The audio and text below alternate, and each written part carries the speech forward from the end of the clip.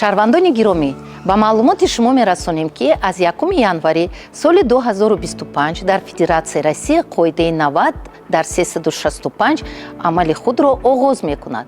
Дар ин асос қоидаи 90 дар 180 қатъ мегардад ва муҳлати 180 шабонарӯз ба 365 шабонарӯз, яъне соли тақвимӣ иваз карда мешавад.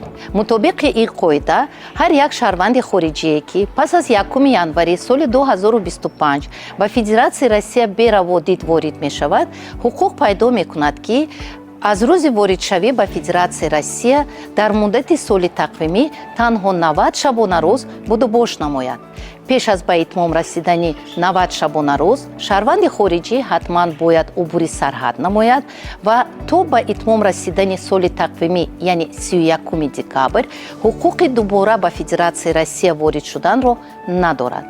муҳлати амали ин қоида ҳар сол аз 1 январ то 31 декабр амалӣ мешавад. барои гирифтани маълумоти илова дар бораи ин қоида шумо метавонед ба шуъбаҳои хадамоти муҳоҷирати Вазорати меҳнат, муҳоҷират ва шуғли аҳолии Ҷумҳурии Тоҷикистон дар минтақаҳо муроҷиат намоед ё ба телефони хати оҷилӣ 900 800 800 занг занед.